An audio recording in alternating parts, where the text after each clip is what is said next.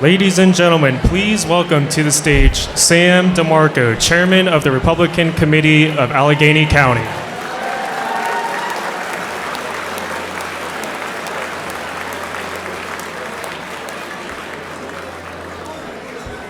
Folks, could we sit down here? We're about to get started.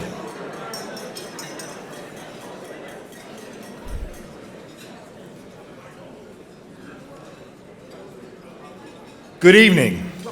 I'm Chairman Sam DeMarco, and on behalf of my fellow officers of the Republican Committee of Allegheny County, I want to welcome you all to our annual Lincoln Day dinner.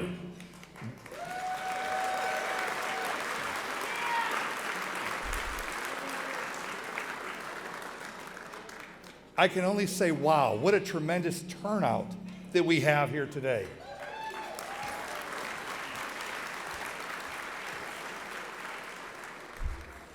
I am pleased to announce that because of your attendance and the generous donors, we have set a new fundraising record for this dinner or this event. We have raised over $250,000 from this event alone.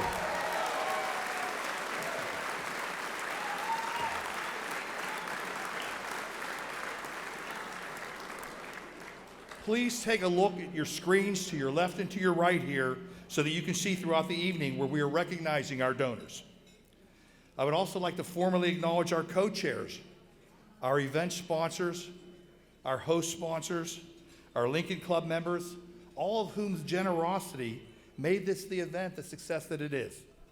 Please join me in thanking them for their generosity.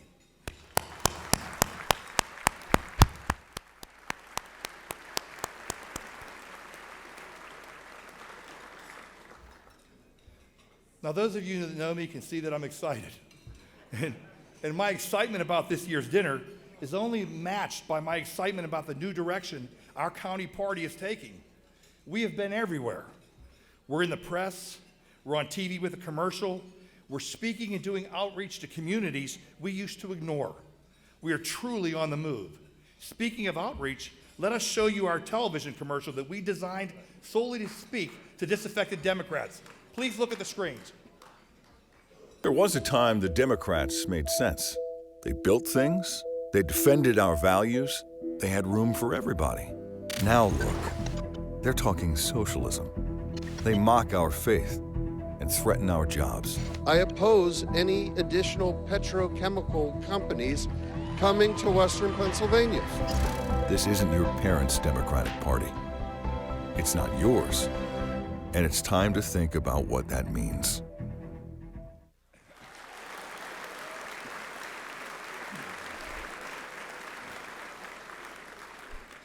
Folks, we are getting tremendous feedback on this commercial from Democrats from across the state. And we're looking to take and raise and use some of the money that we've raised tonight to be able to do a digital and potentially a television campaign to get this out there as we get closer to the elections. Now think about it. Here in Pennsylvania, Allegheny County now holds the largest single block of Republican votes in Pennsylvania. 264,000 registered Republicans in Allegheny County. We have turned the page and moved away from the days where we had blank spots on our ballot. Today, I am proud to say that we have the most diverse, qualified, and full slate of candidates we have ever fielded, and people are starting to take notice. Our conservative message is getting through to people here, whether they're blue-collar workers, whether they're students, professionals, or retirees. People here have come to realize something. The Republican Party is the party that shares their values. We don't apologize for our country's success. We understand that personal liberty is a God-given right. We know that people are born free and don't take well to the big chains of government, big government, and the evils of socialism. And for all the noise and distraction the Pelosi Democrats have tried to create, people here know that record low unemployment, the lowest unemployment rate for blacks in history, the lowest unemployment rate for Latinos in history, the lowest female unemployment rate in the last 66 years, 225,000 new jobs just created last month, this blue-collar boom, and an economy that is lifting us all are the result of Republican policies.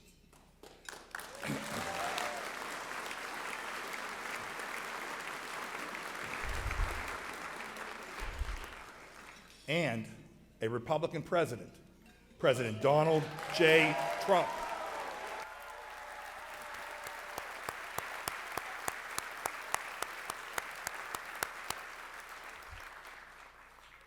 To quote a certain president, we have the best words. It's called the truth. So this year, here and now, let us commit to doing everything in our power to win here in November, to go back and take power from the State House to the White House. So,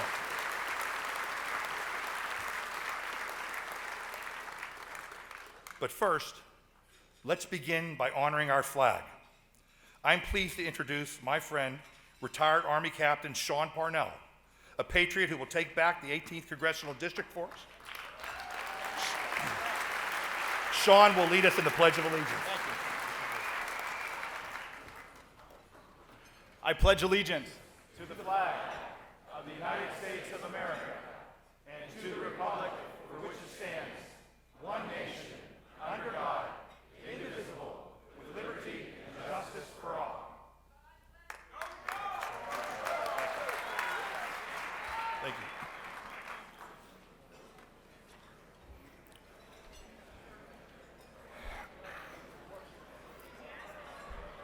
We are also honored to have a number of our Republican Party and elected officials here tonight. Now, I'm an old Marine, so I'm pretty good at roll calls. Hoorah! So let me just announce the names. I'd ask our officials to please stand when you're introduced, and I'd ask the audience to please hold your applause until the end. And if I overlook anyone, please hold your fire. It wasn't intentional. We have United States Congressman G.T. Thompson.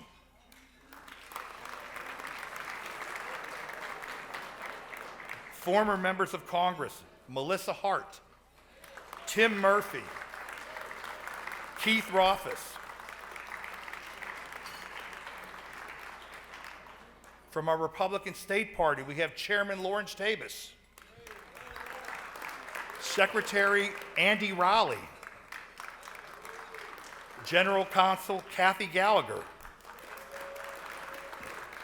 and a senior advisor and the state director for the Cruz campaign in 2016, my friend Vaughn Andring. Vaughn was instrumental in helping us get Senator Cruz here this evening, and I can't thank her enough for it. I also want to welcome two members of the Pennsylvania State Senate who are here with us tonight. Senator Camera Bartolotta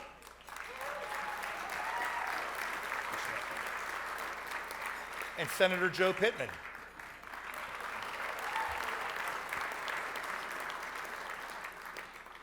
And we are also fortunate to have so many of our great Pennsylvania state representatives with us tonight.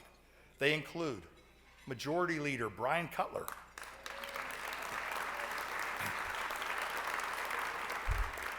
Representative Tina Pickett, all the way from Bedford County, Representative and event sponsor Bob Brooks,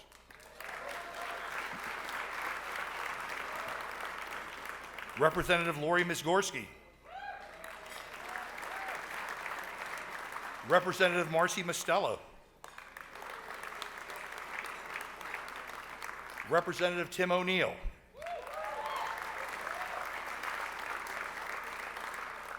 Representative Jason Ortitai,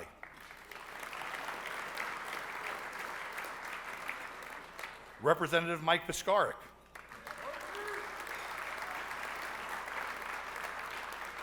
Representative Mike Reese,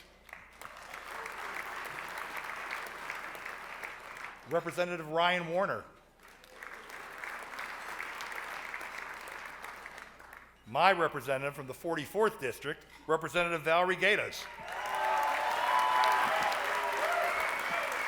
There you go.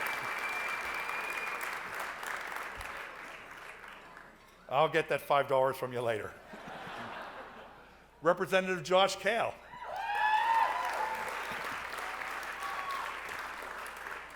Representative Natalie Mihalik.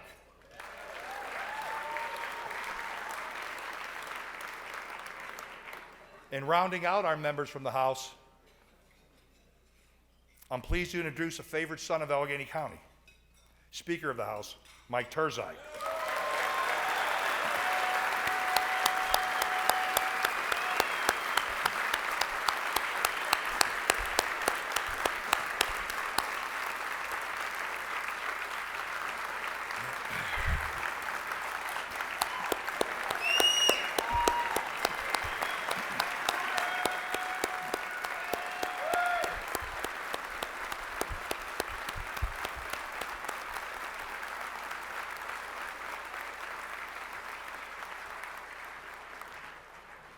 As many of you know, the Speaker will be retiring at the end of his term, and we are going to miss him greatly. Mr. Speaker, it is a privilege to honor you tonight. Thank you for being with us. Also, what a great honor it is to have one of the leading conservative voices in our nation with us here tonight as our keynote speaker, the junior United States Senator from the great state of Texas, Senator Ted Cruz.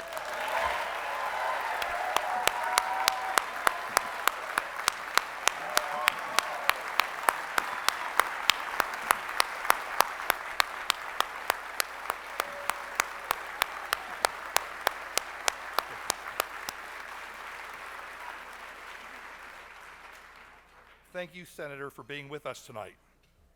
Now I'd like to introduce Father James Holland, Administrator of St. Victor Roman Catholic Church, to offer the invocation.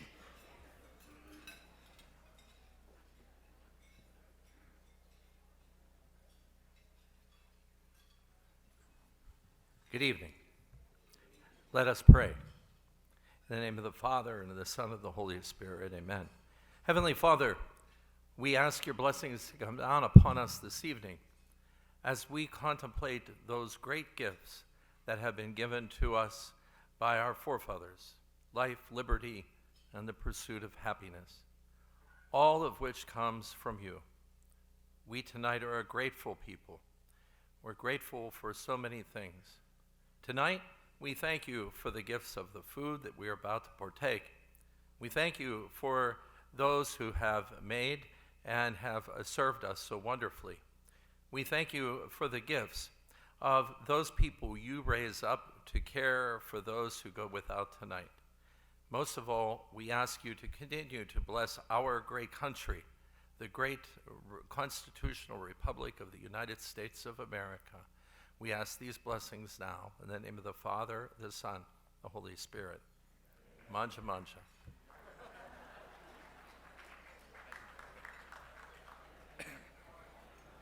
Thank you, Father Holland. Now, we'll be getting back to all of you a little later, but for now, please enjoy your meals while we listen to a message from Pennsylvania Senator Pat Toomey. Good evening. I'm Senator Pat Toomey. I'm sorry I can't be with you tonight at the Lincoln Day dinner, but I do appreciate the opportunity to share a few thoughts with you by this video. First of all, let me say a big thank you to Chairman Sam DeMarco for his leadership and for the great work that Sam is doing day in and day out for Republican candidates throughout Allegheny County. Also, I want to extend my welcome and my thanks to my colleague, Senator Ted Cruz of Texas, for being tonight's speaker. We all know Ted as a national conservative leader and a great conservative voice in the Senate, and I'm sure you'll all enjoy his thoughts this evening. You know, 2020 is obviously a very big year for Republicans at every level of government, and at the federal level, every facet of the elected government is on the ballot. Republicans have a terrific pitch to make to voters. This is the strongest economy of my life. And I'm not that young.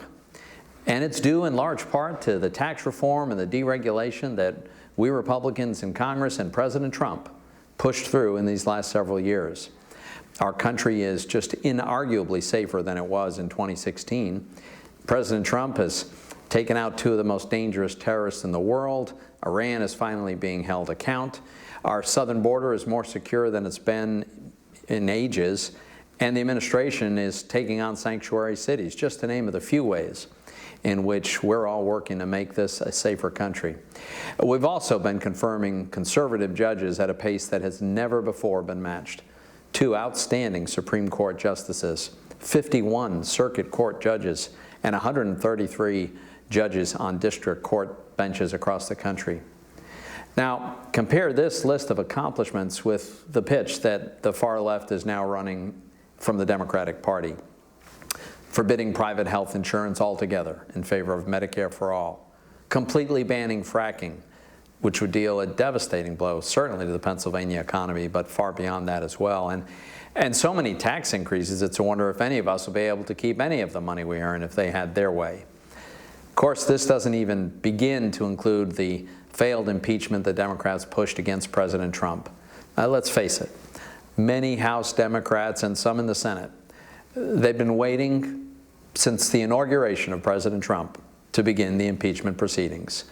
The impeachment articles brought against the president were so weak that not a single Republican House member supported them. And Adam Schiff went so far as to just make up a transcript to try to incriminate the president with words that never came out of the president's mouth. When that case came over to the Senate, it was very clear that the articles brought against the president were deeply flawed, and the Republican Senate did what was right, and we acquitted President Trump. Now, as Election Day approaches, Republicans on the ballot in Allegheny County are going to need all of our help. President Trump is going to need our help. So I want to thank you for all that you've done for me and all that you've done for our candidates up and down the ballot, but especially for what I know you're going to do in the coming months to make sure that this fall is a successful election. Have a great Lincoln's Day dinner.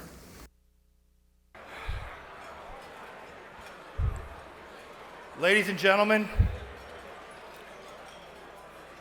folks, as we're finishing up our dinner, I'd like to take a moment to introduce our 2020 slate of Allegheny County Republican candidates. During the first half before dinner, I spoke about our elected officials, and I talked about this incredible slate of diverse and qualified candidates that we have. I'd like to introduce them to you now. As you know, our party has gone all in this year with a slate of outstanding men and women ready to carry the conservative message across Allegheny County, all the way to Harrisburg and Washington, D.C. Let me introduce them right now. Running for the State House, Carrie Lewis Del Rosso.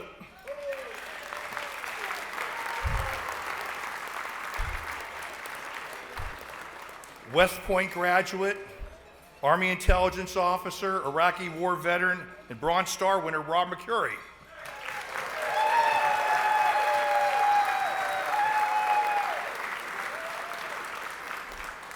A.J. Doyle. A.J. is running in Harry Reedshaw's old district, a district where we haven't put someone up in at least a decade.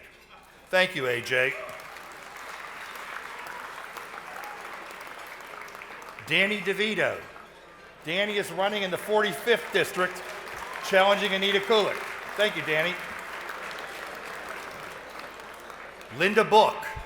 Linda's a 5-term Whitehall Borough Councilwoman who's running in the Bill Courts' old district. Again, another district where we haven't challenged in a decade.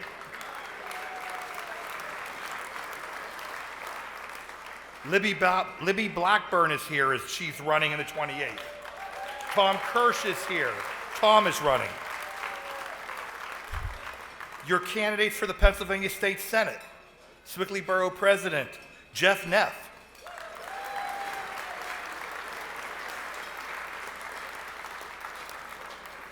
My friend and fellow Marine, combat veteran Devlin Robinson.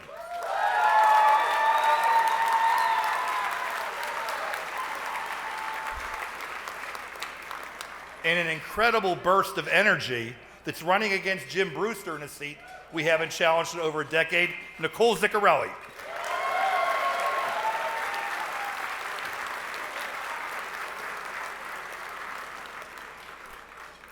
Running for Attorney General of Pennsylvania is Allegheny County's own and my predecessor on Allegheny County Council, serving as the at-large representative for all 1.2 million citizens in Allegheny County, Heather Heidelbaugh, my friend.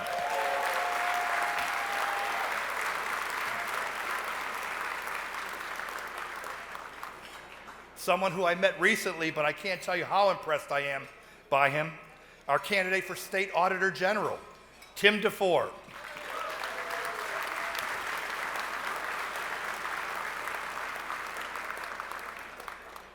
In the 18th Congressional District, running against Mike Doyle, we have two candidates, Luke Negron and Kim Mack.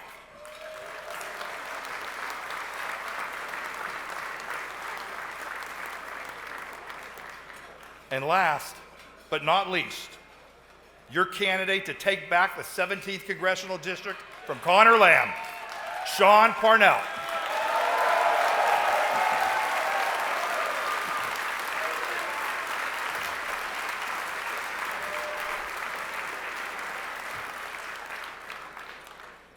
Could we have a resounding cheer for all of our 2020 Allegheny County Republican candidates?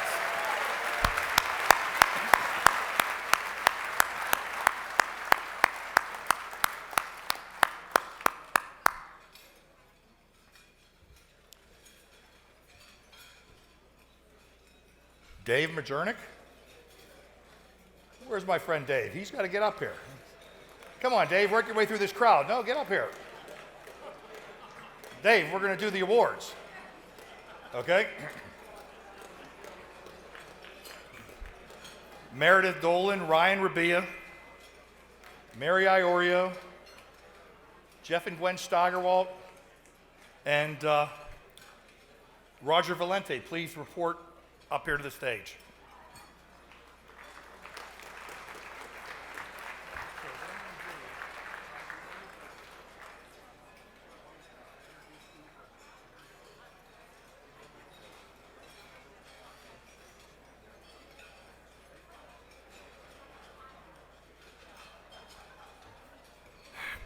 Now, after calling these folks to the stage, I want to turn your attention to this group because we're here to recognize them this evening. Each year, we honor outstanding Republicans for their work in building the party, sharing the message, and advancing the principles of opportunity and personal freedom that date to our party's founding. They come from all walks of life and all ages, and they have one thing in common: effort. That's very much in the spirit of Lincoln, who once confessed, "I never had a policy. I have just tried to do my very best each and every day." Tonight, let us recognize 4 people who do their best for us each and every day. The Spirit of Lincoln Award is given to an individual for outstanding grassroots service to the Republican Party. This year's winner is Mary Iorio from Collier Township.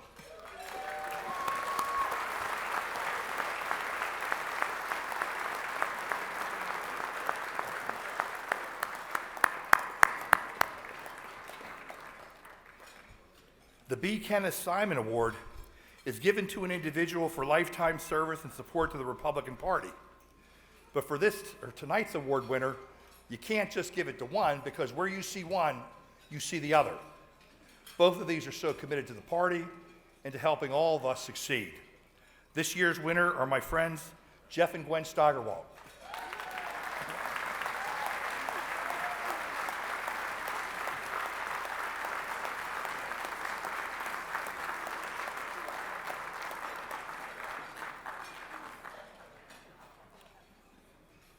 The Jacqueline Baguet Award is given to a young Republican under the age of 40 for outstanding service to the Republican Party.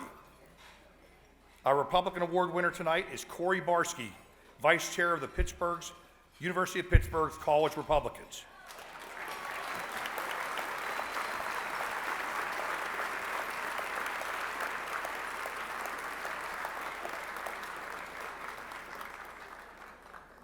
Our Ronald Reagan Award is given to the local Republican committee with the highest score on the local committee performance scorecard. This is to honor a committee that has gone above and beyond.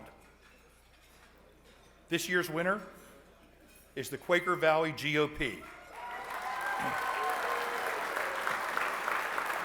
Here, accepting the award on their behalf, is their chairman, Roger Valente. How about a hand for all of our award winners this evening?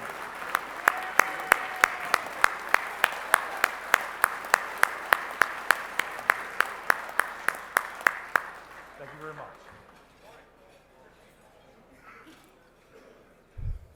Now, folks, Some of you may or may not have seen Senator Joe Scarnati's announcement last night that he will not seek re-election. We wish him and his wife Amy the very best in their future endeavors and thank him for being an event sponsor this evening. Here to speak on behalf of the Pennsylvania Senate is State Senator from the 41st Senatorial District, Senator Joe Pittman.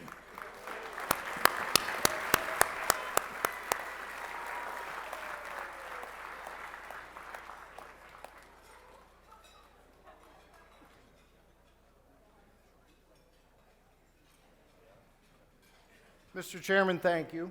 Senator Cruz, it's an honor. Speaker Turzai, thank you.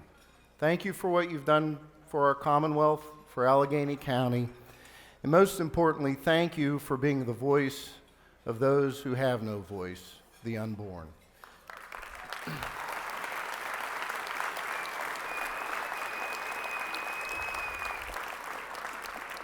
Your work to protect our most innocent will long outlast your time in office, and we are grateful.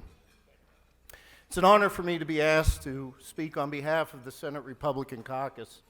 And as Chairman DeMarco mentioned, we learned just 24 hours ago that we, as a caucus, will also undergo a great transition. Our President Pro Tem, Joe Scarnati, has led this caucus for 14 years, a tremendous leader, and I consider him a tremendous friend and mentor. But our caucus is resilient, and we will transition. For 40 years, the Senate Republicans have been the elected majority in the Pennsylvania State Senate.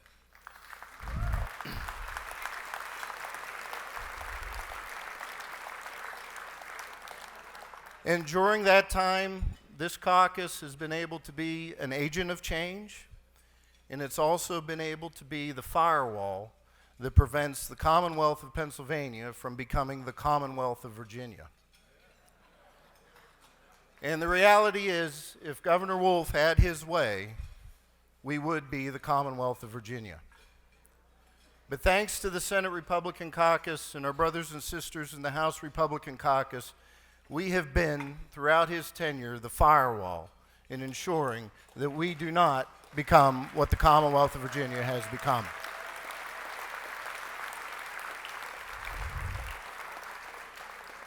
And whether we like it or not, Tom Wolf will be our governor for the next 2 years. We could try to impeach him, I suppose. But in order for us to maintain our majority, the path to that majority comes right through Allegheny County. And here we have 2 Senate seats that Chairman DeMarco had just pointed out. Senate District 37, with 2 wonderful candidates that I assure you, whoever wins the primary, we as a caucus, and I want to thank Senator Bartolotta, who is the leader of the Senate Republican Campaign Committee, we will be here to turn that seat from blue to red.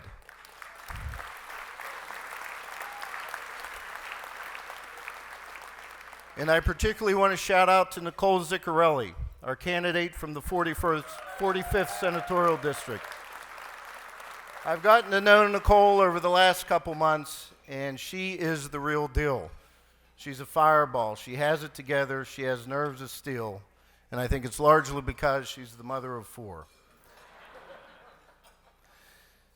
So with our candidates in place and your help, you as Allegheny County, for 40 years, you had a voice in the Senate Republican Caucus.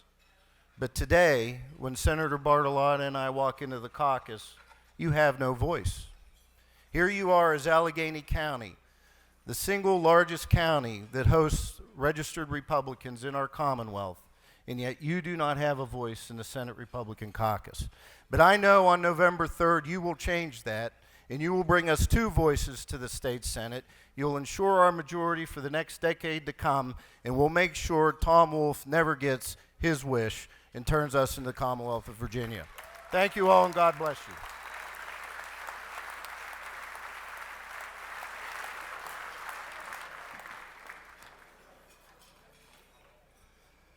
No, now, While Allegheny County's Republicans have made some important progress in recent months, our state party has been setting the pace.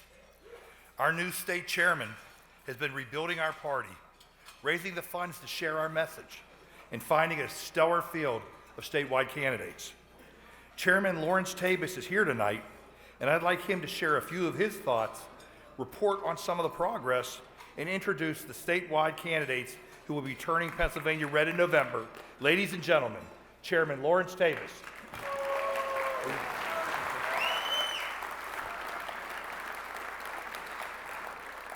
Well, you know, you can't come to one of these fine dinners without having to hear from politicians. So, bear with me because I have to listen to myself. I'd first like to, though, commend Sam, because he and I both actually took office about the same time, about 6 months ago. I became chairman of the state party, and about a week later, he became chairman here in Allegheny County. And look at this. Look at where we've come in that short period of time in Allegheny County. But more importantly, Sam introduced you tonight to a slate of candidates here that are going to be not only victorious this November, but the future of our party.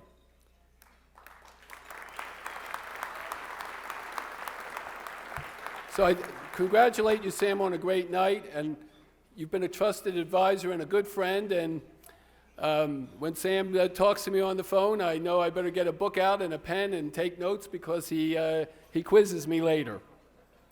I'd also like to acknowledge our speaker, Mike Turzai. I've worked with Mike for a good 10 years. Mike is actually the architect of turning the House Republican Campaign Committee into what is probably recognized as one of the best legislative political committees in the United States. And the fact that he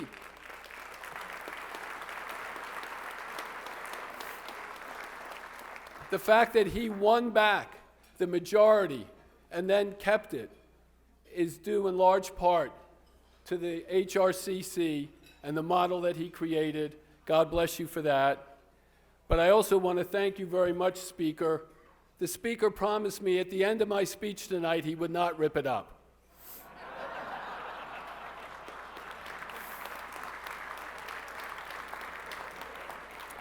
So last week, we had the rare opportunity as all Americans to have a ringside seat to watch a major political party and its candidates implode right before the entire nation.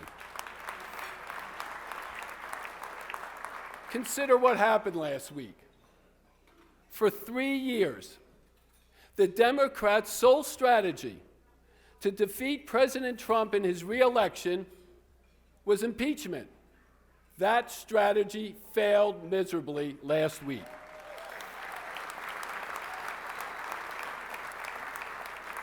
And then, also last week, the Iowa Democratic Caucus, the best advertisement for the chaos and confusion that has become the hallmark of the Democratic Party.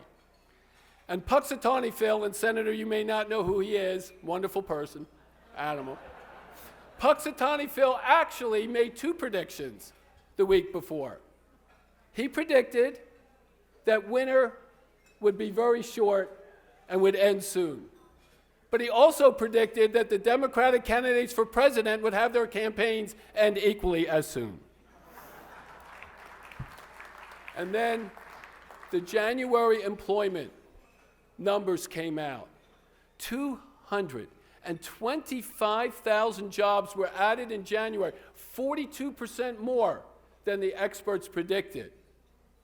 And yet the Democrat candidates for president are running to dismantle that economy. This is the best economy in my entire life. And if any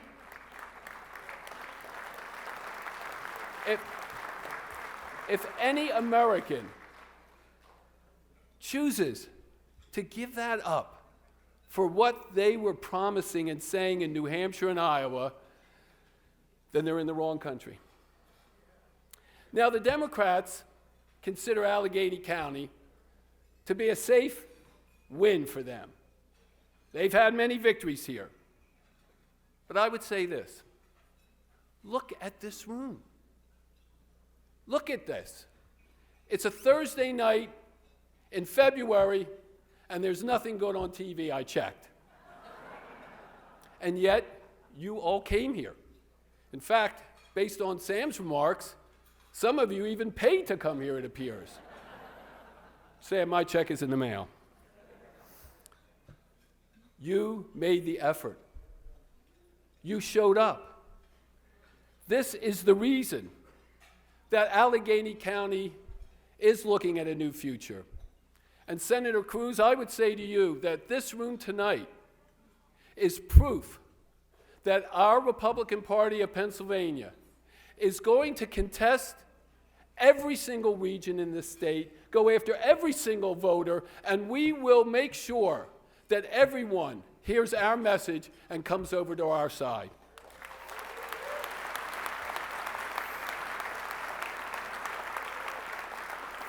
We will not concede any area of this state, and I'm saying that to you as a resident of Philadelphia. I'm one of 7 Republicans in that city. I should be in the Smithsonian. My kids will probably stick me there, but I'll be stuffed. This room tonight, what Sam and you have done, this is our secret weapon. It's that enthusiasm factor that in 2016 overcame the largest deficit in another part of the state that I won't mention, overcame it and won for the president and carried our U.S. Senator.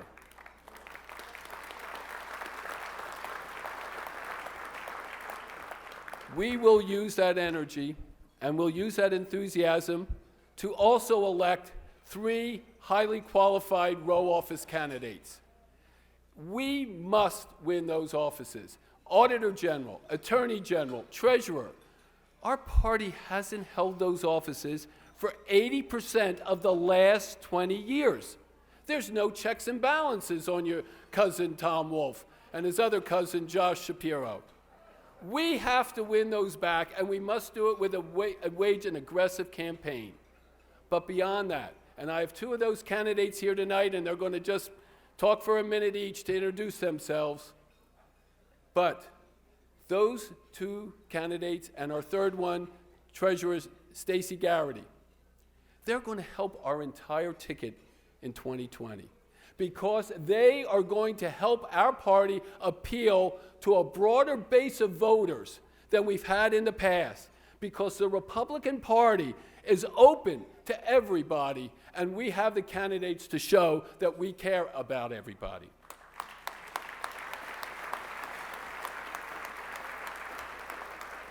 Finally, we also need to acknowledge one of the greatest gifts that President Trump has given us.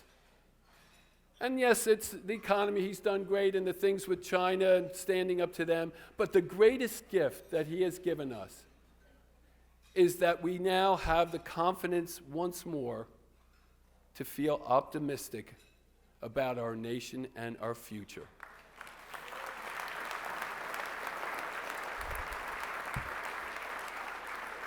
Once again, in America, we can say that we know our future is bright and it is strong, and we will be the great nation that we deserve to be. Thank you, and now I'll call up, is Heather here? And Tim DeFore.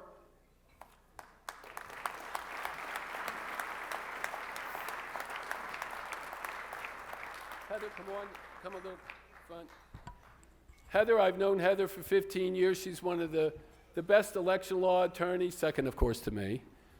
She doesn't say that. I saw Heather, I worked on a lot of cases with her. I saw her cross-examine one of the witnesses in the Acorn case, and I was so frightened by her cross-examination that I was ready to confess to something. The statute of limitations has expired on what I was going to confess to. Heather is a strong, tough person who will give Josh the run for his life and beat him.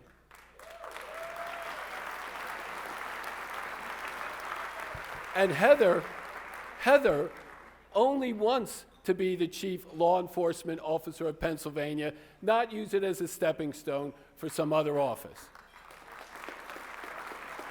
And after Heather says a few words, I'll just say Tim DeFore, who is here. Tim is the elected county controller of Dauphin County, formerly worked for the Attorney General's office under a Republican, was formerly with the Inspector General's office.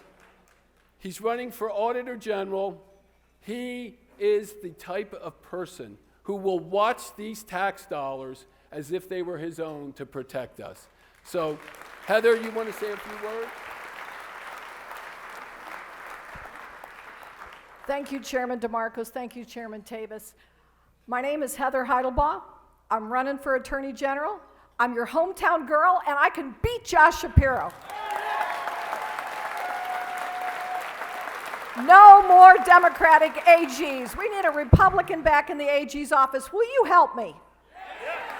All right. I've tried cases for 35 years. I've tried cases in 51 of the 67 counties. I know how to try a case. Let me talk about my opponent. Never practiced law, never tried a case, never has been in 51 of 67 counties as a prosecutor. I can try these cases.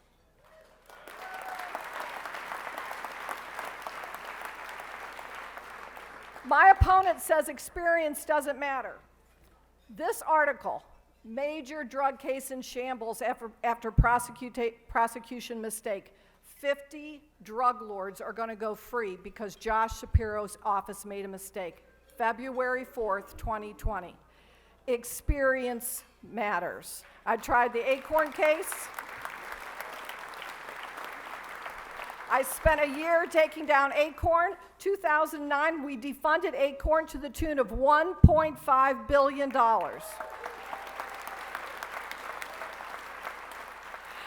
If I can take on Acorn, I can take on Josh Shapiro. He ain't nothing. Now, one other thing.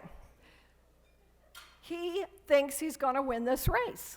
And when you go out and you talk to people about me, people are going to say, oh, it's such a tough race. He can't be beat. I want you to do me a favor. I want you to say, you know what? I met her, and she can win. Yeah. One more time. I met her.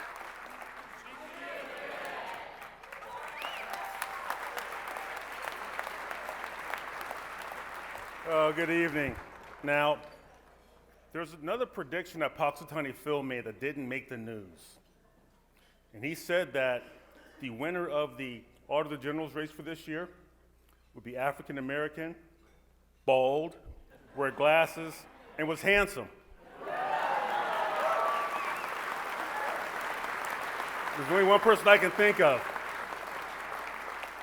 Speaker Turzai, thank you for your friendship, for your mentorship to me. You meant a lot. I'm going to miss you. Senator Cruz, welcome. And as my mom would say, welcome to Pittsburgh Steeler country.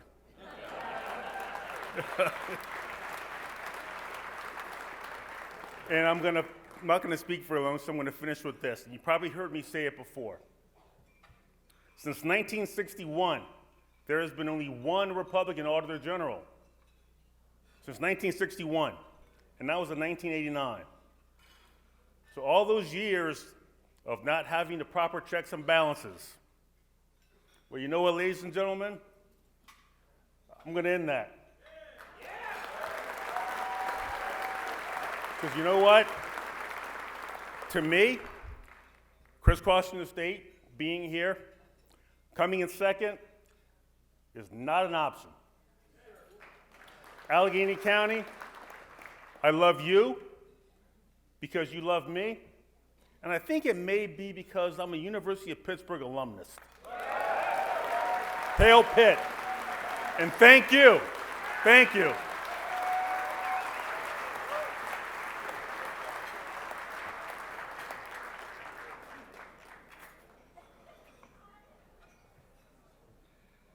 Thank you, Lawrence. What a great slate we have this year. Ashley, you heard the chairman. He said his check was in the mail. As soon as it gets here, please cash it. Last month, we heard an announcement that one of the giants of our Commonwealth is stepping away from public office. He's a man whose steady hand and unwavering voice have helped to guide Pennsylvania for almost 2 decades. Honesty, candor, courage, and integrity have marked his every act. No one has done more to fight tax increases, to protect the unborn, to make Pennsylvania more competitive for business, and to get kids out of failing schools. Of course, I speak of Allegheny County's native son and Pennsylvania Speaker of the House, Speaker Mike Turzai.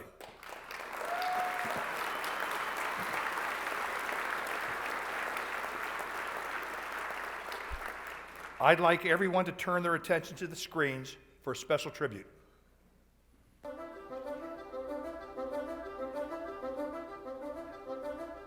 Growing up, they called him Mickey. Mike Turzai was the son of Hungarian and Irish parents, working people, people of faith who aspired to higher things. Mike won his first election at Notre Dame, student body president, excelled at Duke Law School, and came home to serve as an Allegheny County prosecutor, then private practice. He ran for borough council in Bradford Woods and won. In 1998, he took a tough loss in a bid for Congress. The local paper called it a moral victory. 2 years later, when his state house seat opened up, Mike Turzai went all in, ran a high road campaign, knocked on doors, and became a statewide name. As a freshman, led the efforts to pass landmark tort reform legislation, taking on the special interests, and winning. When his own party engineered a midnight pay raise, Mike Turzai stood in the Capitol Rotunda and called them out in public. A dozen incumbents would lose their seats. Turzai would rise in the party ranks to policy chair, then whip, then majority leader, and finally to the speakership. Time and again, Mike Turzai found himself standing in front of the forces of politics, shouting, "Stop!" He alone halted a massive tax increase, stood firm on behalf of the unborn, backed school choice, nurtured a growing energy industry, and he dragged a Prohibition-era relic called the Pennsylvania Liquor Control Board into a new century. Throughout it all, his guiding principle was that a free market and a growing economy were the key to building a state and to building families. With 3 boys growing up back in Pittsburgh's North Hills, Mike Turzai was determined to be part of their lives, a major part. Sometimes he'd leave a Harrisburg meeting, drive 4 hours to catch a few innings of his son's baseball game, then turn east toward Harrisburg and the next day's business. Finally, after 2 decades in the cauldron of government, his youngest finishing high school, Mike Turzai had a conversation, and then a press conference, and now a graceful exit. His parting words were, "I want to say I left it all on the field." He left it all on the field, and the field will never be the same for Mike Turzai having played there.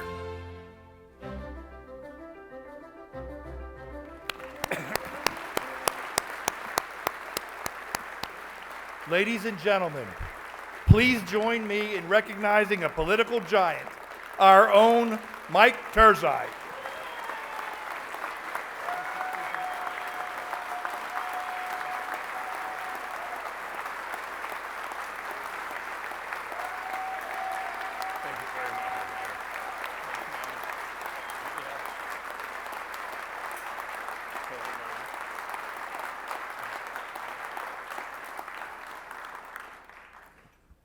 Chairman DeMarco, that was so gracious. You are such a gracious person and an amazing leader of the Republican Party of Allegheny County. God bless you. We are behind you all the way, and we're going to have a lot of victories this November, buddy. A lot of victories. Vice Chairman Dave Majernik, please stand, sir. He and Sue, Lydia, do you remember? We love that man and his wife. Had us in their house in that first congressional race, knocked on thousands of doors with me. God bless you, Dave and Sue. Thank you.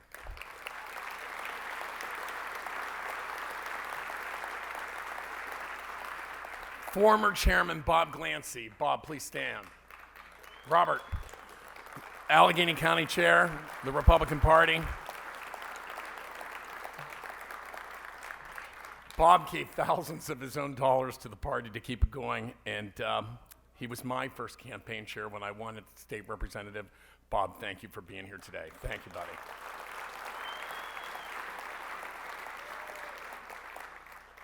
Lydia and Matt are here. We're missing two, Andrews at Notre Dame, Stevens at Franklin and Marshall. Lydia, a pediatrician, successful person in her own right. She and Lawrence, they were delegates to a number of conventions together. I was up in the rafters. Cindy Kirk, Bill Kirk, Lawrence Tabus, Lydia are all down there partying. I'm there like, why am I excluded? Oh, well, hey, we were a great Republican team, and Lydia's just been a stalwart and so supportive of not only, what I was for, but also for issues herself. Matthew is a junior at North Allegheny. He's on the swim team, straight A student, soon to be an Eagle Scout, we hope. If you could all push him, it would be helpful. Actually, he's a pretty motivated young man. My sister Becky is here. My brother Terry cannot. He just had ankle surgery, so God bless him. But he's in Franklin Park, and he's a voter, and he votes Republican all the time. And he's a teacher, and he votes Republican all the time. God bless him. For my staff, if I might, Sarah Kennedy, who's like family. Please, Sarah, stand. And some of these are Neil Lesher, Christian Callahan, Mike Heckman, Megan Fisher. All of them have served the Commonwealth so well. They've been great, all of them. And how about Sam and my good buddy, who I know has been working diligently with the chair for this event, Mike Devaney, just a great guy. Mike started with me. You may not know that, but he did start with me. To my colleagues, Majority Leader Brian Cutler came all the way from Lancaster with his lovely wife. Brian, if you'll stand, and with him is also the caucus secretary from Westmoreland County, Mike Reese. Please stand. All of our members that are here today, please stand with Brian and Mike. Just everybody, if you could stand. I know you were all introduced, but if you could please stand. Please, all of you.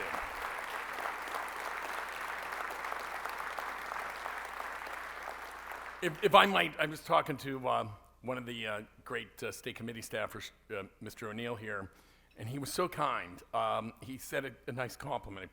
He put his arm around me and said, Mike, you may be leaving, but you're still going to be on that House floor because one of your legacies is that young team you helped get elected and put into the game.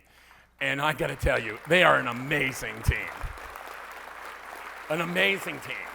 I'm so proud of each and every one of my colleagues, and I cannot thank them enough for being here this evening. God bless each and every one of you.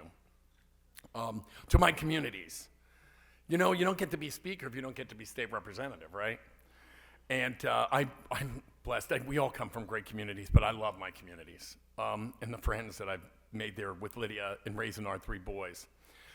Bradford Woods, Franklin Park, Town of McCandless, Marshall Township, Pine Township, and I also represented for quite some time Richland Township, now with Representative Lori Mizgorski. Anybody from those communities, would you please stand? You are great people, and thank you for your support for all these years. Anybody who's from any of those communities, God bless you. Thank you.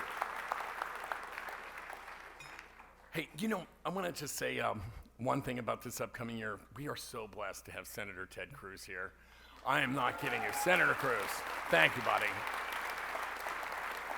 He's leading the fight for school choice on the national level, and you know how many other important issues the senator has led on. And I just want to tell you, Senator, I'm Fox News junkie, and you're amazing. Let's give you a round of applause for that.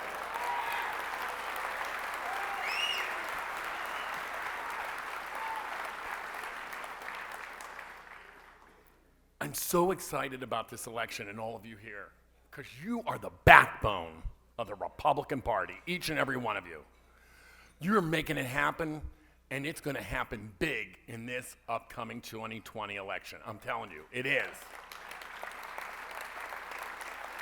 It's actually an okay time to step aside, because we got this great leadership team that's ready to step in. Other people are ready. They're ready.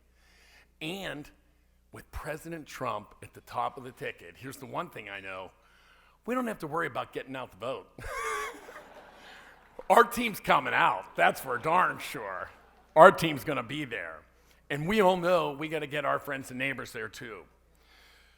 The president has been so successful, really so successful on so many fronts. I'm just, you know them all. You don't need me to say them. But I want to tell you the reason Pennsylvania is doing so well, and I want you to hear just a little bit about this, because I think it's so crucial. We stopped Wolf's cradle-to-grave tax increase calls. Every time. Our team kept saying, focus on growing the economy. When Republicans retook the House majority in 2011, listen to this, Pennsylvania's unemployment rate was 8%. It's cut in half today to less than 4%. Last year, state revenues increased by 6.4% with zero increased taxes. We didn't increase taxes, and we grew tax revenues because we grew the economy. Now, yes, it is significantly to what's been done on the federal level with Senator Cruz and the president and our own Senator Toomey and our House members, of which Sean Parnell will shortly be another member. But on the state level, we did do our job, not only in holding back Wolf's tax increases. We enacted lawsuit abuse reform, workers' compensation reform, eliminated one of the business taxes, reformed other corporate taxes, changed commercial banking, and we reduced debt. Folks, I love the president's line, and it's accurate. Promises made, promises kept. But let me tell you something about the House Republicans with our friends in the Senate Republicans. Promises made, promises kept. We've been doing it for over a decade.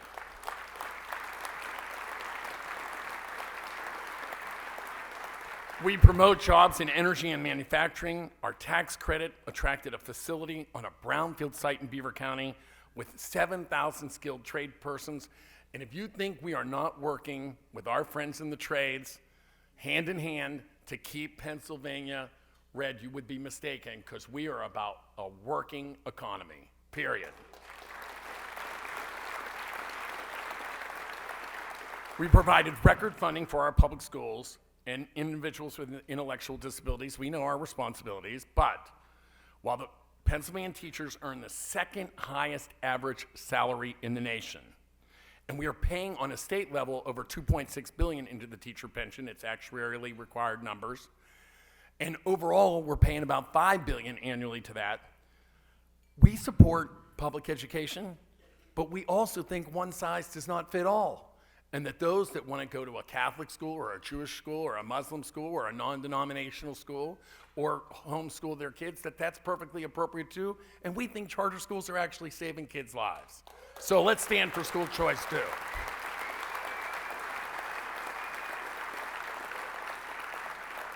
You saw the mayor up there on the screen earlier. Oh, thanks, Mayor. I had to go down to Houston. I'm trying to get people to come to Pennsylvania. And they said, hey, what about that mayor? And I said, well, he's sort of an aberration.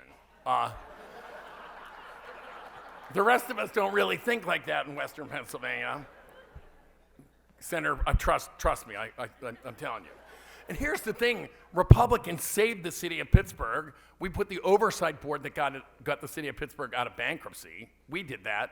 And in addition, we put the water authority, who knows what was happening with the water authority, under the Public Utility Commission oversight, because we weren't going to let there not be safe water for future generations. That wasn't the Democrats, that was the Republicans.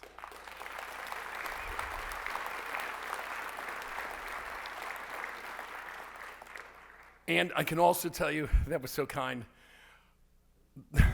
the LCB, like we believe in limited government, right? If there's one shining example of not appropriate government, it's selling wine and spirits. 4 times the House passed full privatization. 1 time the Senate did it with us. We were very appreciative. Of course, Wolf vetoed it. We came right back at them and got something. We got expanded beer and we got wine sales in the grocery stores. It's the first chunk in moving towards limited government. But in Pennsylvania, sometimes the incremental is revolutionary. Let me just tell you. I have a sense of this. And so we appreciate that. And finally, with respect to the unborn, you know, here's my thoughts on the pro-life issue. In many ways, I think it's sort of the quintessential issue. Because everything else that we talk about, if you don't believe in the dignity of each and every person, from the womb until your last breath on earth, what's the other point of all the public policy that we're talking about?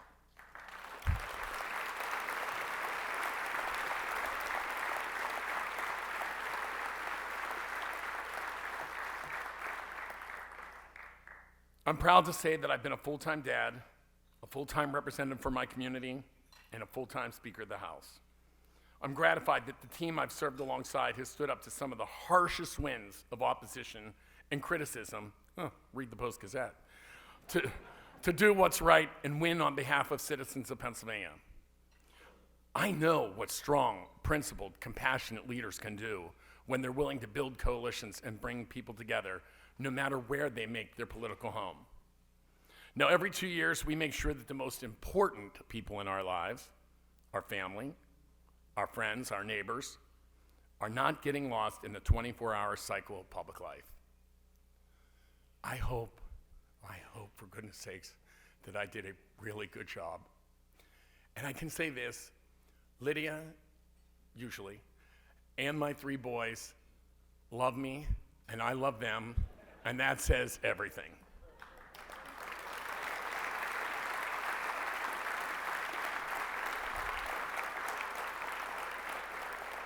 To the Republican Party of Allegheny County, which each and every one of you by being here today is a part of, God bless in 2020, and thank you for this amazing honor. Sam, thank you so much, my friend.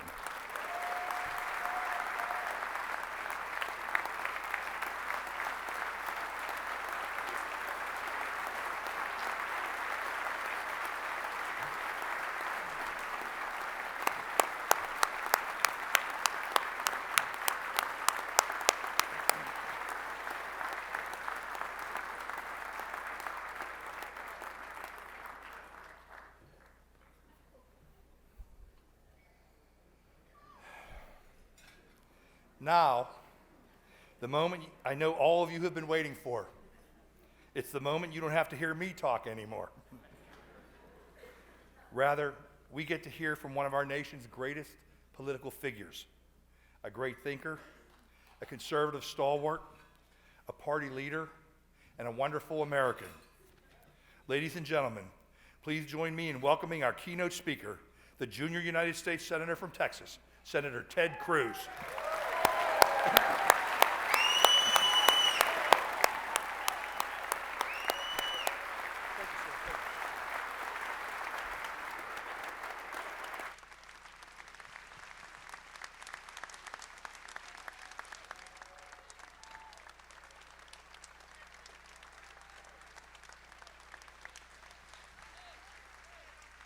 God bless the Commonwealth of Pennsylvania.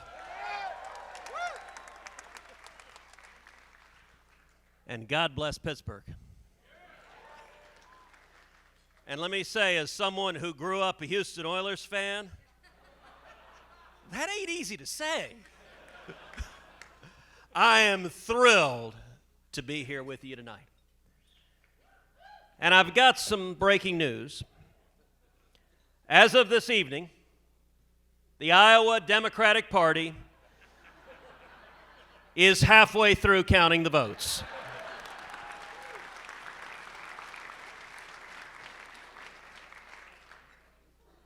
But it's not too early to project the winner, Donald J. Trump.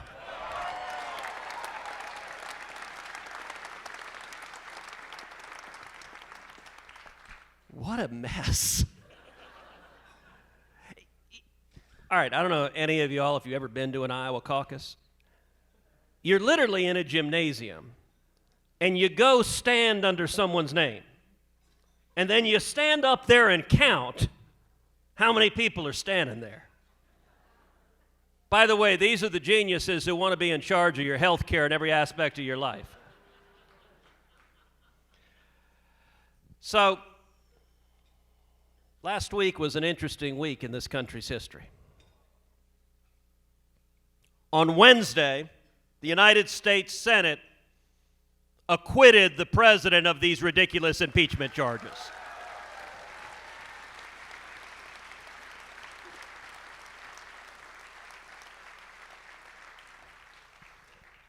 So we have seen for months and months and months this partisan storm brewing in the House of Representatives.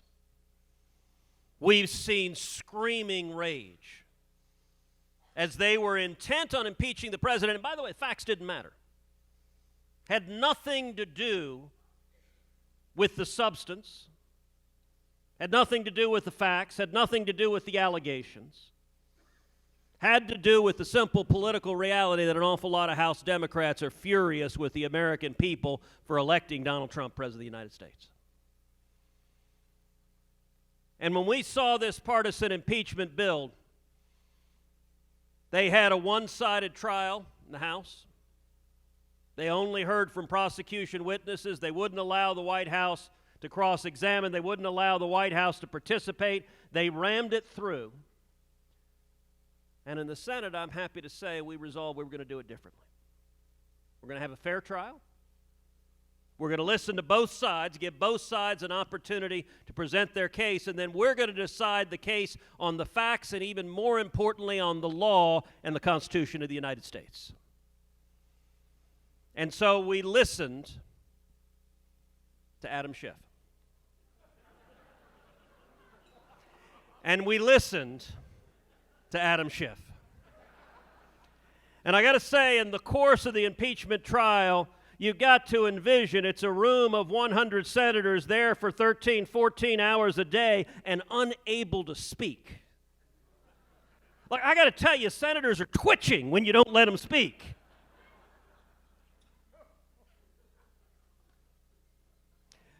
I think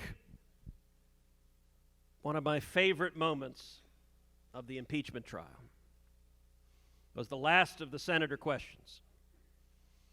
When Amy Klobuchar submitted her question, sent it down to the front, and the Chief Justice realized she'd screwed up. And he's like, I can't read this, there's nobody's name on it. And so she kind of sheepishly had to walk down and write her name on it. By the way, my girls are 9 and 11, they've learned how to write their name on papers. But her question, as the final question of the entire Q&A portion, was, would the House managers care to give a closing argument? In response to that, Adam Schiff, the lead manager, stands up, kind of puffs out his chest, begins stepping forward. And then from behind him, 3 seats back, Jerry Nadler runs to the front and pushes Schiff out of the way. And he goes to the podium to speak. And you got to envision this. Schiff is standing right behind him, saying, Jerry, Jerry, Jerry. Nadler doesn't stop at all. He presents his closing arguments. Schiff is ready to strangle him.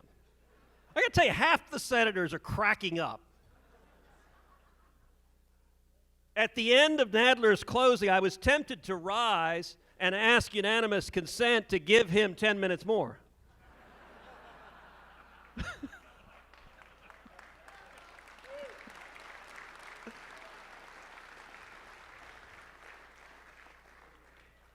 But you know, it was an interesting time.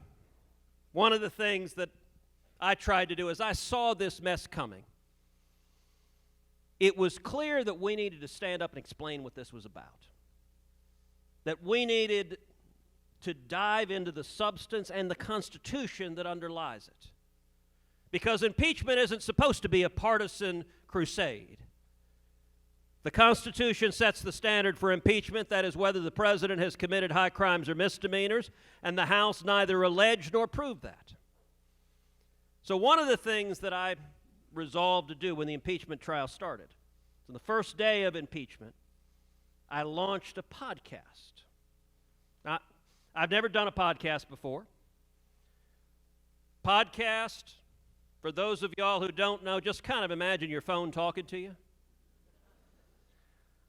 But every night during the impeachment trial, when the trial ended, I'd go and jump in a truck and head down to a studio and go record that night.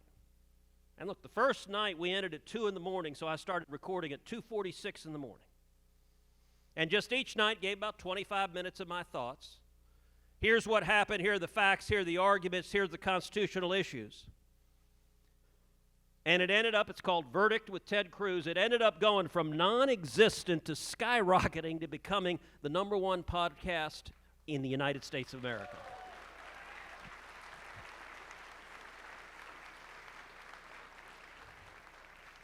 In 2 weeks, we had over 2 million downloads. I got to say, I think one of my most fun times is I invited in the middle of it, as a guest on the podcast, Lindsey Graham. Now, Lindsey has become a friend of mine. And Lindsey, it was kind of interesting. We're going in, this night it was only about 11 o'clock at night. You understand, Lindsey has no idea what a podcast is.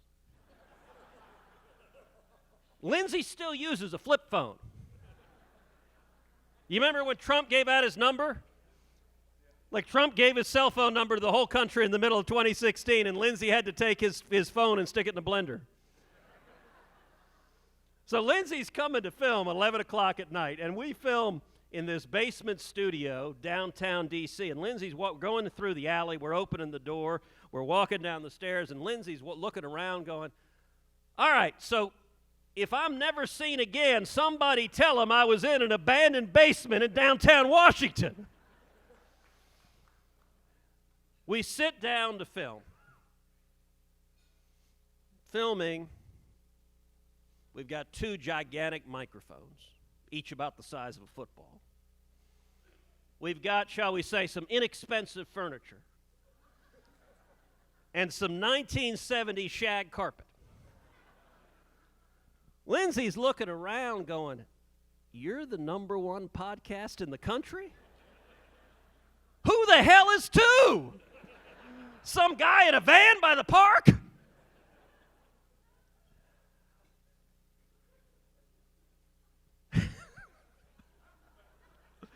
Actually, Lindsey had me cracking up so much I was literally in tears. We had to stop and start filming all over again. I was laughing so hard. Look, we saw an example that truth prevails. And you know, the day before we voted to acquit the President of the United States, the day before was the State of the Union. How many of y'all watched the State of the Union address?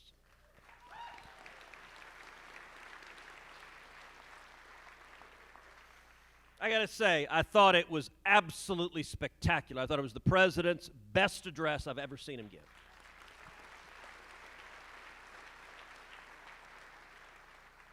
He got up and he just laid out the incredible victories we're having for the people of this country. He laid them out one after the other after the other. Now, I got to admit, I've had a game I like to play during State of the Union addresses, which is I typically try to look out and pick out a Democrat or two and watch when they're trying to figure out whether to stand and clap. And the looks of agony in past years as they're like, America. No, can't clap for that. Well, actually, this year my game was not any fun because we discovered that the Democrats were not willing to clap for anything.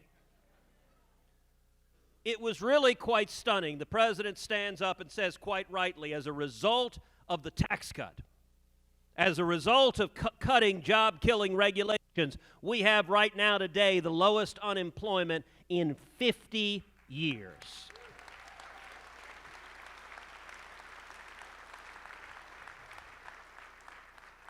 Every Democrat in the chamber sat there stone-faced with their arms crossed. The president went on to say, We have today the lowest African American unemployment that has ever been recorded.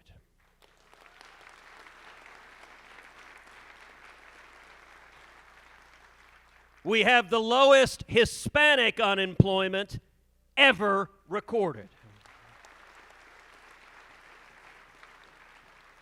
We have the lowest Asian American unemployment ever recorded. We've got the lowest unemployment for in 70 years. And we have the lowest youth unemployment in 70 years. Every single one of those, the Democrats sat there stone-faced and wouldn't applaud.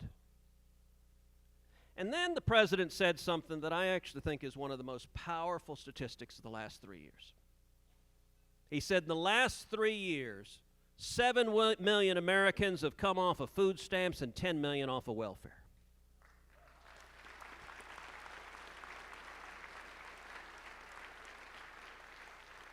And you know what happened next was remarkable. Not only did the Democrats not applaud, a number of congressional Democrats hissed. It was like we had been transformed to some university campus where a bunch of Marxist professors and woke teenagers were hissing something they didn't like. And I want you to pause for a second and think about what that means. Look, 7 million people off of food stamps. It's easy. And by the way, a sin Republicans make all the time is sometimes we talk like accountants. By the way, you know how how you can tell an extroverted accountant? He looks at your shoes when he's talking to you. There's so many lawyer jokes. I only know one accountant joke. But too often as Republicans, we put on green eye shades and we put up a pie chart and say, well, 7 million people. Let's pause for a second and think about what that means. Those are 7 million human beings. 3 years ago, those are moms and dads. 3 years ago, they were dependent on the federal government for food. The last 3 years, they've gone out and gotten a job. And tonight in Pittsburgh, there's a single mom who's coming home, who's carrying a bag of groceries in her arm. She's setting those groceries on the kitchen table, and she's looking at her kids. She's looking at her daughter. She's looking at her son with a newfound sense of respect, with the dignity of worth. Her kids are looking at her, saying, Mom, you're providing for this family. There's a spirit of hope.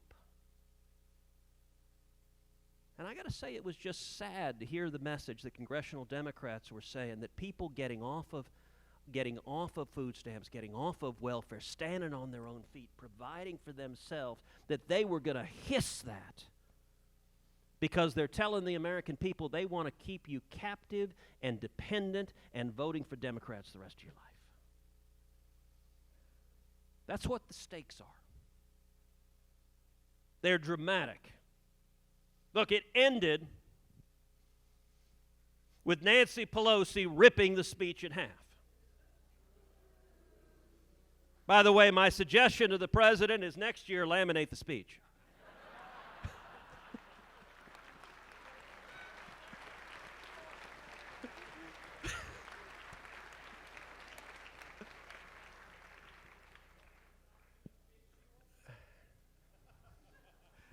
That's true, too.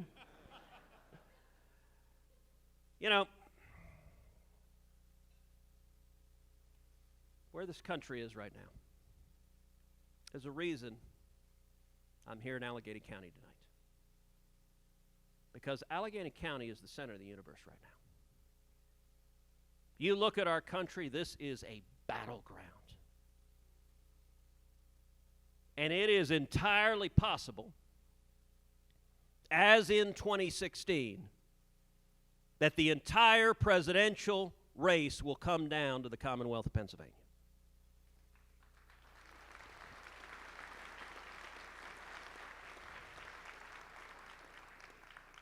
And that means the men and women in this room, y'all are ground zero, not only for fighting to win Pennsylvania, but fighting to win the entire country and fighting to continue the prosperity we're having.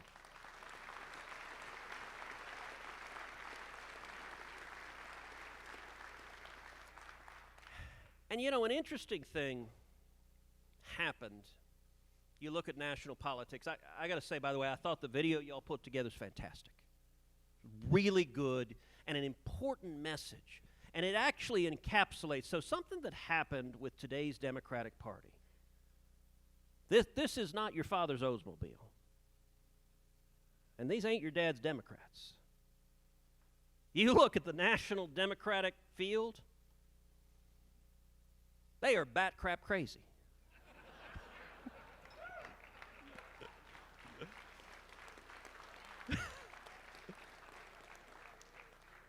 By the way, that for the medical professionals here, that's a technical medical diagnosis. I mean, look, you got people like, all right, you got Bernie Sanders saying what we need to do is let felons in jail vote.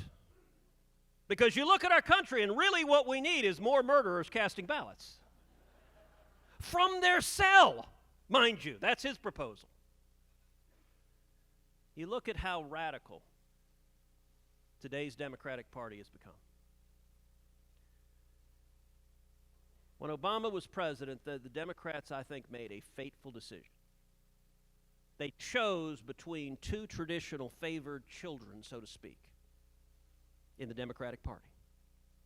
They had a choice between California environmentalist billionaires, who were their donors,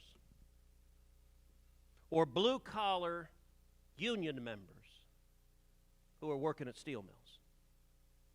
And the Democrats made a very simple choice. They decided to go with the money instead of the workers, and they sold the workers down the river. And Pittsburgh is ground zero because let me tell you today, the Republican Party is the party of jobs.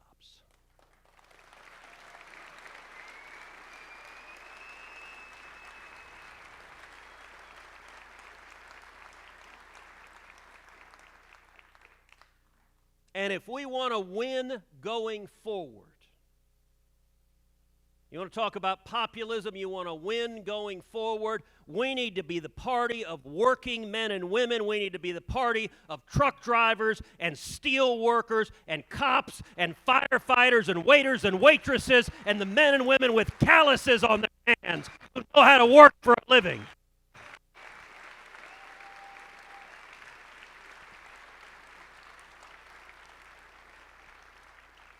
And by the way, all of us were told growing up, Republicans are the party of the rich and Democrats are the party of the poor. That ain't true anymore. Today's Democratic Party is the party of the rich. It's the party of wealthy elites sipping their latte and looking down on Pittsburgh, Pennsylvania, and all of the rest of the country that they call flyover country. You want to talk about cultural divides? Our friend Bernie Sanders said this past week that a pro-life Democrat has no place in the Democratic Party and get the hell out. This guy who just won New Hampshire. And let me say to every pro-life Democrat who is here, who is in Pennsylvania, or who is across the country, come join us. We welcome you, and we're standing together.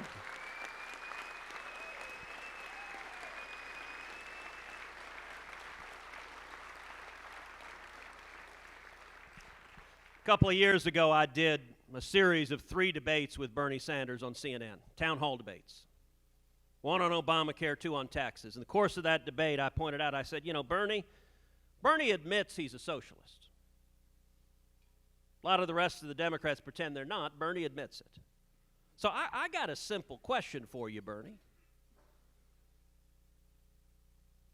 What is the difference on tax policy between a Democrat and a socialist? And Bernie was silent for about 5 seconds. Said, oh, I don't know the answer to that. And I said, yeah, neither do I.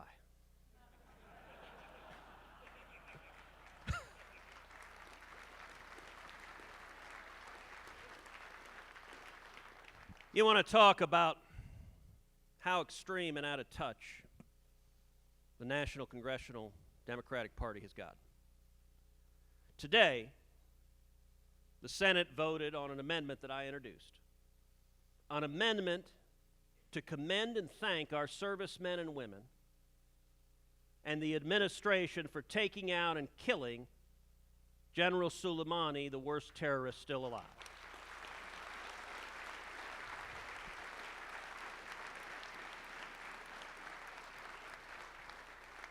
Soleimani was directly responsible for the murder of at least 603 American servicemen and women. And by the way, that's a conclusion of the Obama Defense Department.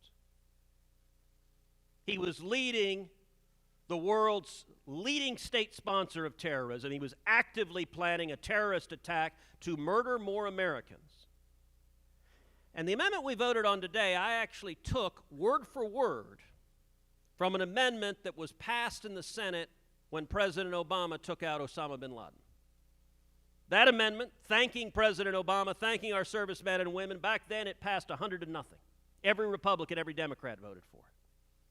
Well, today, that very same amendment, in this case thanking our servicemen and women, it passed, it got 64 votes, but 34 Democrats voted no. Including, I'm sorry to say, Pennsylvania's own Bob Casey.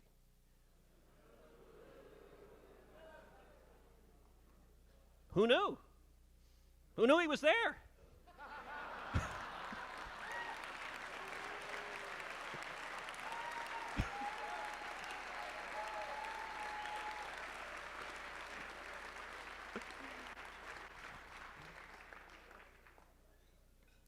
This is a fight for the future of this country. The great debate in our nation is a debate between socialism and free enterprise.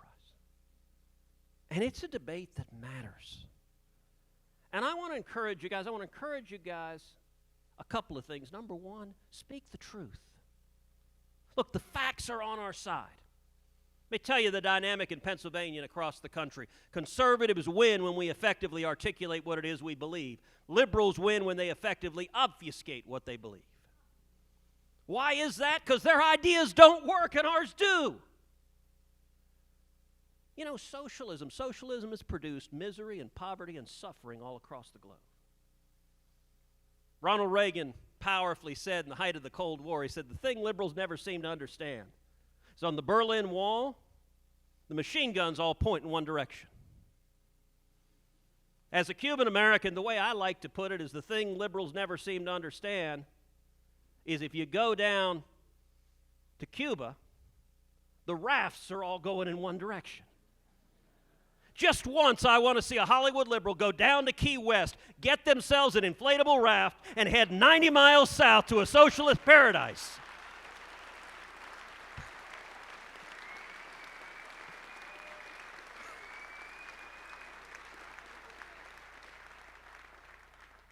But the truth is our friend. Facts are our friend. Substance is our friend. And the Democrats don't want to talk about it because their ideas don't work. But the second thing I'll say as a word of encouragement is have fun. Look, the left right now, they're angry. They're shrill. They're screaming. How many radical leftists does it take to screw in a light bulb? That's not funny!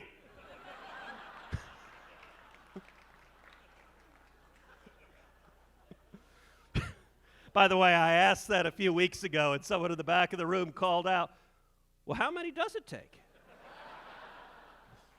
And I said, actually, nobody knows, because that would require work.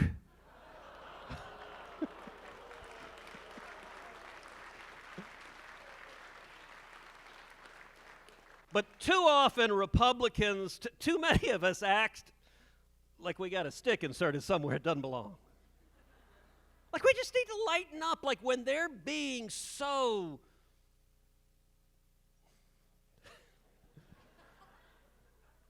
we should respond as happy warriors.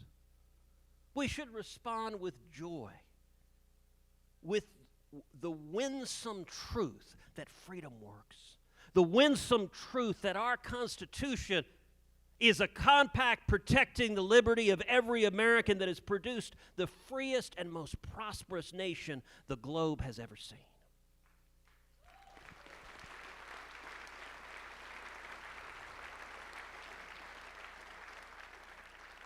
You know, some months ago, there was a meme online that folks on the left were pushing out. It was a picture of me. And it said, "Ted Cruz ate my son." So I retweeted it and said he was delicious.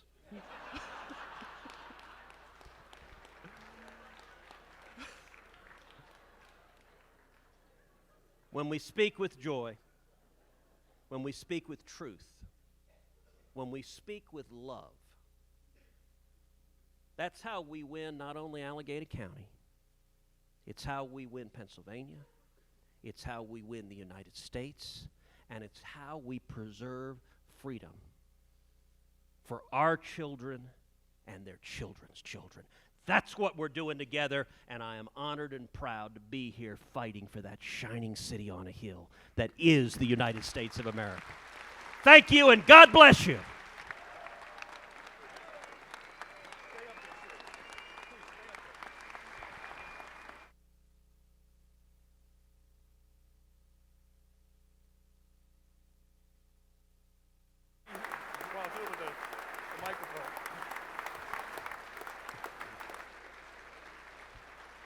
Looking for Dave Majernik. Dave? One of the things that I forgot to do, Mr. Speaker, when you were here, was to give you your award. You know, I'm showing you videos, I'm saying nice words, and I forget to give you your award. And then Senator Cruz, one of the things that we do when we have our keynote speaker here is we want to award the Spirit of Freedom Award, you know, to you, because no one has done as much to fight for freedom for conservatives and Republicans in Washington as you have.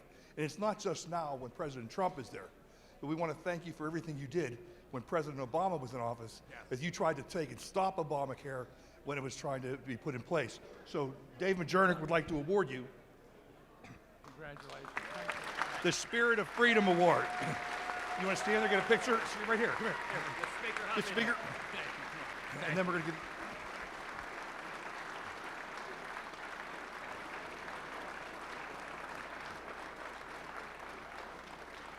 And then, Mr. Speaker, Dave, you want to get... Thank you, Sam. Thank You know, again, like I said, I apologize. At my old age as a Marine, you know, I forget things, right? Great. Thank you so much. We want to award you this with gratitude for 20 years of service to the Republican Party and the people of Pennsylvania. Thank you very much. Thank you. Senator Cruz, would you be in a photo with us and David? Come on.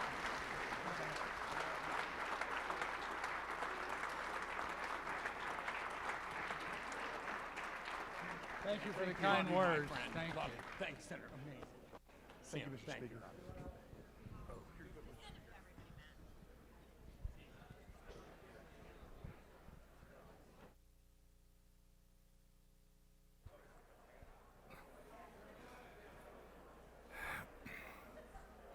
Ladies and gentlemen, I have a couple items here that I want to talk about before we close.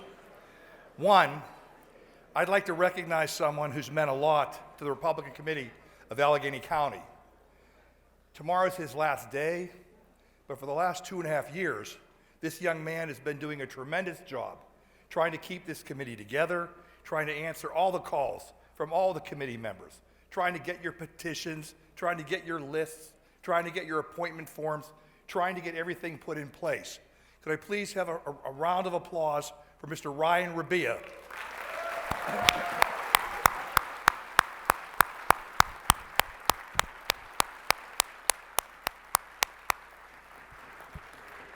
Ryan is going to be moving on to the state party, where he should be working as part of the Trump victory campaign. We wish him nothing but the best in his future. I would also like to say, while we talk about all of you here as being the Republican Committee of Allegheny County, we also have the future of the Republican Party here today. I'd like to welcome the college Republicans from the University of Pittsburgh.